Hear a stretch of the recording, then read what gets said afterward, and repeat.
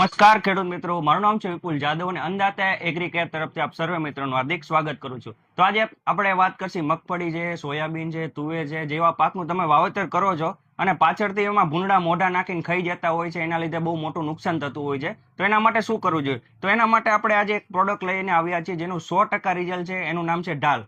આ દવાનો તમારે ઉપયોગ કરવાનો છે.